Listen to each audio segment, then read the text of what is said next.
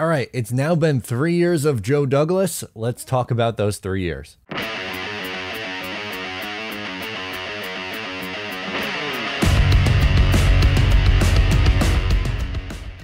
Hey, what's going on? I'm Matt O'Leary back with another video, and today I'll be talking about Joe Douglas and his tenure with the New York Jets so far. Before we get started today, I wanted to mention you can follow on social media at Matt O'Leary NY. If you haven't already, please make sure to check out the Just Jets podcast. New episodes come out every single Monday. I take your voicemails. We go through a topic of the day. It's a whole lot of fun. Additionally, you have bonus content over on Patreon. Patreon.com/Matt O'Leary NY gets you bonus content. For example, Exit 16 West. This week we're talking with Green Bean. Don't want to miss that. New episode comes out Thursday morning. And we also have player write-ups, which usually drop on Friday. Okay, so Joe Douglas was hired 3 years ago this month. 3 years ago yesterday, if we're being honest. So he was brought in after the 2019 free agency and after the 2019 draft. So while he was here during the regular season of 2019, a lot of people look at 2020 as really being the start of his tenure. And what I wanted to do today was kind of just go through what he's done, the good, the areas where he needs improvement, or the not so good areas. But overall, like, just to preface before we get into this, I would consider myself a Joe Douglas fan. I don't love every single thing he does, and I've tried to say this on my channel before. I don't think you need to, in order to say that you're a fan of someone, agree with every single step or love every single thing about them or what they do. But for the most part, when I was making this list, I found a lot more in the good column than in the needs improvement column. So we'll start with the obvious, which is his trades. To me, Joe Douglas and the trades are what really stands out, whether it be the Sam Darnold trade, where you get a second and a fourth round pick for Sam Darnold, whether it be Jamal Adams with the multiple first round picks. Turning Jamal Adams into Elijah Vera Tucker and Garrett Wilson is on paper awesome. We'll see how it plays out. But if your options were, well, keep your disgruntled player or move on and get two young studs to help out your young quarterback, I think you do that every time. And the Chris Herndon trade, you got a fourth round pick for a guy who essentially did nothing for the Minnesota Vikings last year. And that's not like the only ones. There were some other ones. For instance, the LDT trade stands out, and he's moved around the draft. He's got aggressive, and I think moving up for Elijah Vera Tucker was the right move, by the way. And to me, just overall, for the most part, trades jump out.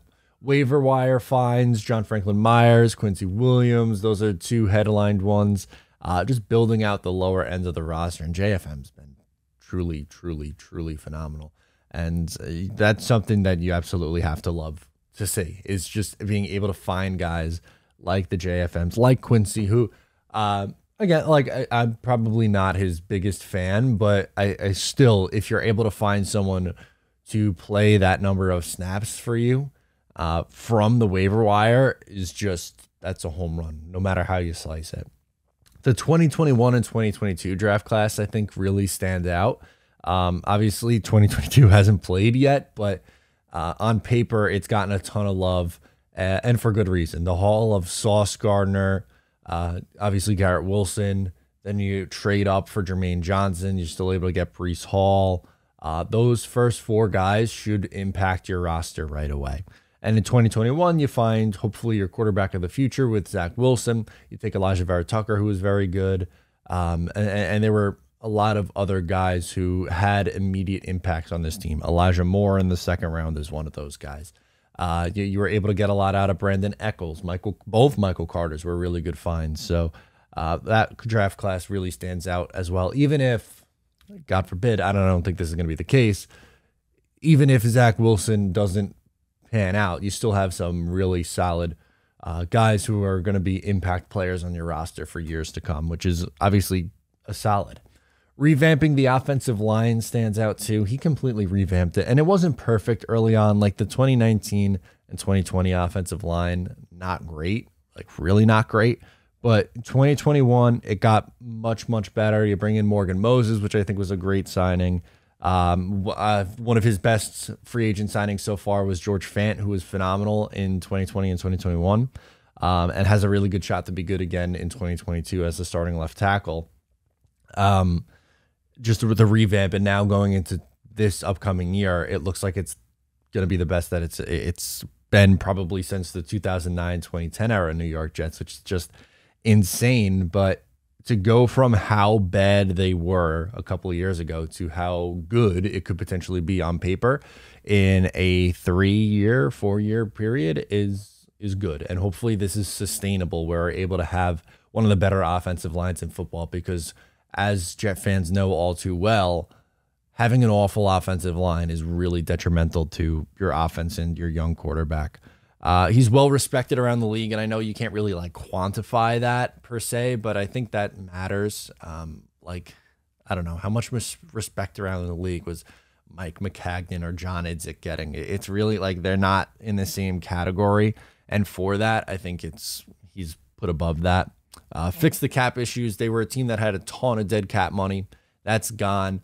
And he really hasn't, in addition, this is kind of paired with that, he hasn't spent like a drunken sailor in free agency. We saw Mike McCagnon try to do patchwork on this team through free agency, and it didn't work. And we'll hold off in a second. Free agency is one of my needs room for improvements. We'll get to that in a little bit, but I like the not conservative approach, but I'm trying to think of like what the right word is, but he's very methodical. He has there's a method to the madness with his free agency approach. And again, there's more to this, and I want to talk more about the free agency in the areas of needing to improve. But overall, that's a plus from what I just mentioned, fixing the cap issues, and then support for Zach Wilson. If you look at what Mike McCagnon did for Sam Darnold versus what Joe Douglas has done for Zach Wilson, the reason why myself and so many other people have said excuses go out the window for Zach Wilson,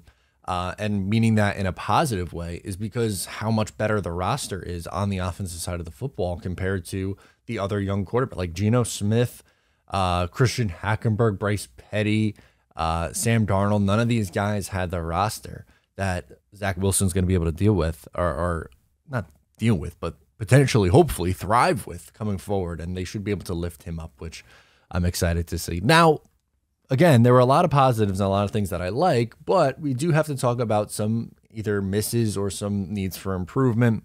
Free agency is one that stands out a little bit. For instance, like Gerard Davis being your first signing and like your priority. And I know it was only a 1-year deal. He got, what was it, $7 million, something like that. But you got absolutely nothing out of him. That was a head scratcher signing to begin with. Like, I understand the logic. They very much so like, or he very much so likes to take flyers on former first round picks. More on that in a second here. But overall, that one just, it did not work. Last year, now thankfully he changed this, but ignoring tight ends, that for far too long, they just ignored the tight end position. And last year specifically, it was really bad. Griffin, I almost said Conklin. It's not Conklin. It's Tyler Croft. You brought in Conklin this year. You brought in Ruckert. You brought in Uzama, which is a plus. But yeah, the tight end room wasn't very good for a while. Brashad Perryman over Robbie. He even admitted that one was a mistake. He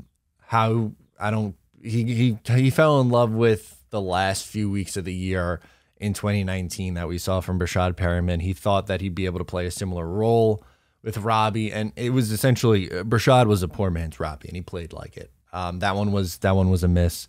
While I liked and still like Lawson and Corey Davis, they didn't get much out of them in their first year. Obviously, Lawson missed the entire year due to injury. Not necessarily Joe Douglas's fault.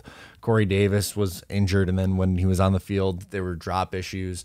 So with him with the free agency, it's not like outside of maybe George Fant, there hasn't been someone who he gave a nice chunk of change to and came in and was like stud from day one. It was like, yep, that was a great value signing. That was awesome. That was a really good plug and play guy.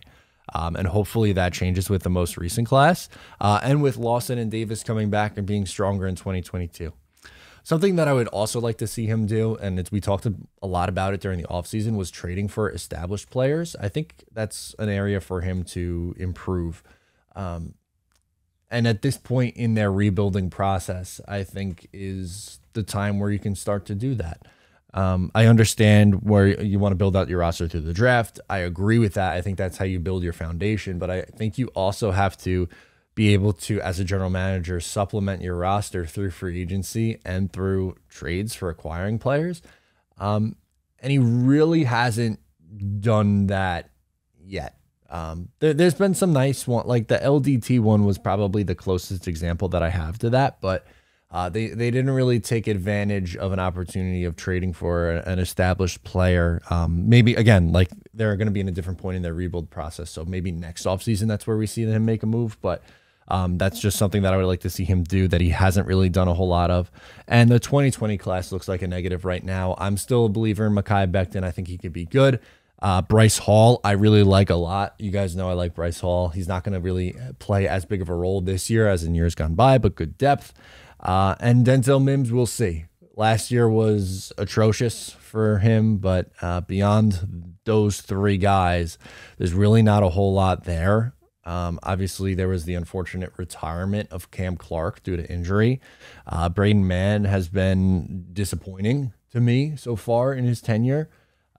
You also, who else was in that? Ashton Davis, LaMichael P. Ryan, Jabari Zuniga. Haven't really gotten a whole lot out of those three guys either. So overall, those are probably the needs improvement. And like now at this point, we went through the tear down and now you're in the build back up.